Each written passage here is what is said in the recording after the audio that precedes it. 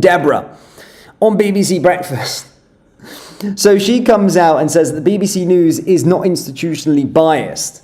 Asked by a BBC reporter. You can't make this one up, can you? Have a watch of this. I would like to say it has been the privilege of my career to serve as the CEO of BBC News and to work with our brilliant team of journalists. I stepped down over the weekend because the buck stops with me. But I'd like to make one thing very clear. BBC News is not institutionally biased. That's why it's the world's most trusted news provider.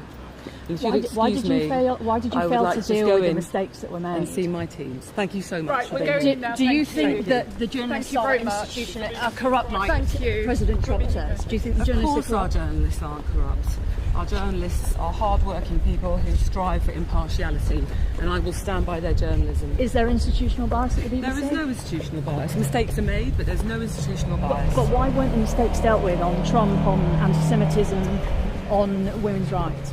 I'm sure that story will emerge, but for now I'm going to go in and see our team. Do you think the board acted against you? Do you think the board acted against you? This way, Deborah. I mean, a great setup and make it look like make it look like that way. But yeah, of course, she's came out and said that the BBC is not institutionally biased, and obviously we know full well that they absolutely are. Let's get on to some more reaction of this. Of course, Nigel Farage has came out and spoke with regard to the BBC as well. The BBC has been institutionally biased for decades. I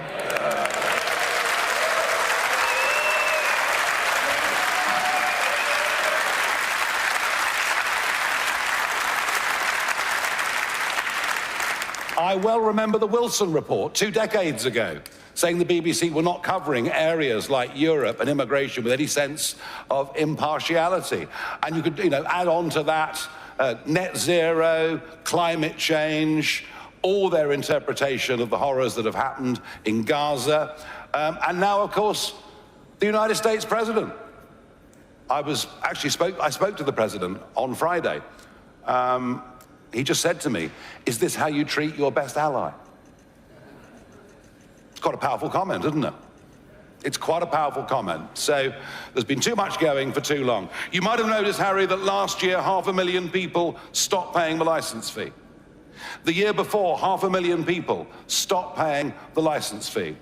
If the BBC doesn't now get a grip, get somebody in from the outside, somebody who has got a history and a culture of changing organizations, of turning them around, then I think what you would see within the next couple of years are many, many millions just refusing, just not wanting to have the license fee. I spoke to Nadine Dorries at some length this morning. She, of course, the former culture secretary, now a member of Reform, and she was the one trying very hard to bring some reforms in. And I rather agree with her. We need to very much slim down BBC. When it comes to entertainment, when it comes to sport, and many other areas like that, well, they should compete against everybody else for a subscription model. That's the modern world that we live in.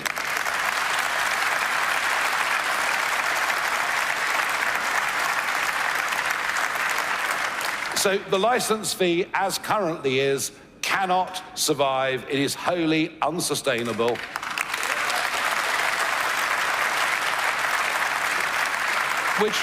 Which, by the way, doesn't mean I don't want a BBC. I think part of our global brand, I think the BBC is important. I think BBC World Service is actually very, very important. And I think the BBC should get back to doing news, but just to doing straight news. If it can manage that, it has something of a future. If it can't manage that, frankly, it has no future at all.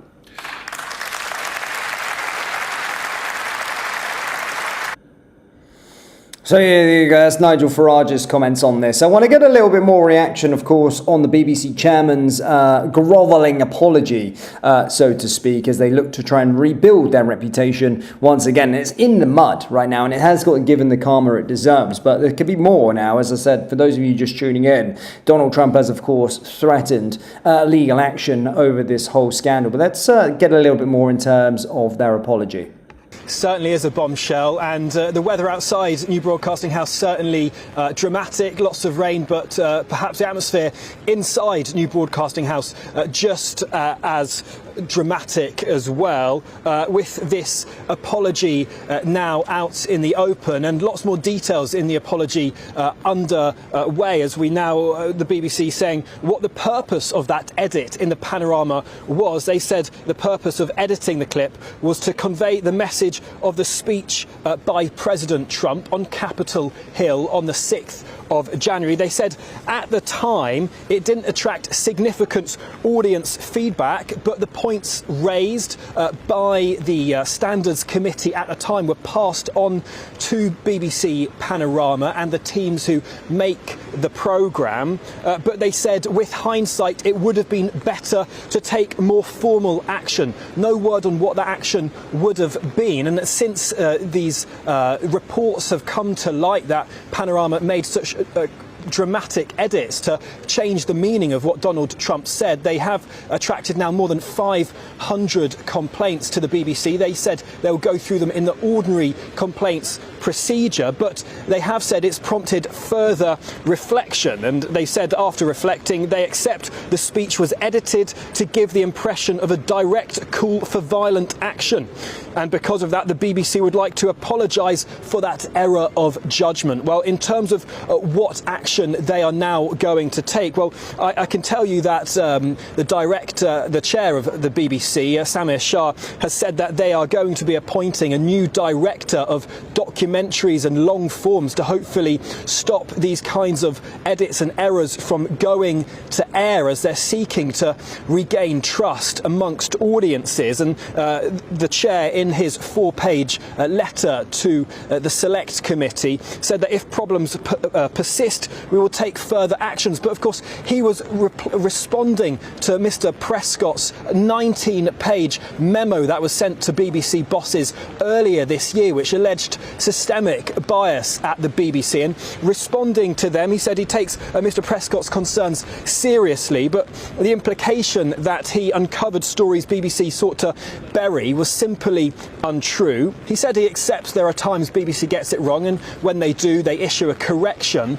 But on the issues of systemic bias, well, a large proportion of that is down to BBC Arabic and their reporting of what's happening in the Israel-Gaza war. Well, I can tell you that the chairman of the BBC has said they have recently appointed an Arabic-speaking head of editorial for that channel, and they've also said that they are committed to revisiting every aspect that Mr. Prescott raised in his report, that 19-page memo detailing widespread systemic bias that he was alleging, not only when it came to reporting in Israel or reporting on Trump, but also reporting on gender issues, trans issues, and also race issues as well. And the chair of the BBC, to end his letter, said the BBC must champion impartiality, and he said he will personally ensure the BBC continues to take necessary action to ensure the BBC retains trust and confidence of the public. Well, that is increasingly important at the moment, as the BBC only have 2 years left on their current charter, as they will now seek to have the conversations to look to renew that charter. Well, that will be the job of the new Director General when they're appointed, with a number one mission to regain trust in the public. Well, that Trump thing and the Gaza thing is just the tip of the iceberg, really. Again, we've been talking about the BBC for a very, very long time, and that the biases that they have. It's clear as day to see. And the way that they report and go about things, they need a massive, massive, massive change if they are going to regain any trust. I mean, this has been going on for decades in terms of scandal after scandal from the BBC. Probably history tells us that they probably will survive it, but no doubt, hopefully a little bit skinter if Donald Trump is, of course, going to sue them. And remember, he sued ABC News for $16 million. That was with regard to sort of manipulating Kamala Harris's answers in something. And this is far worse. This is far, far worse.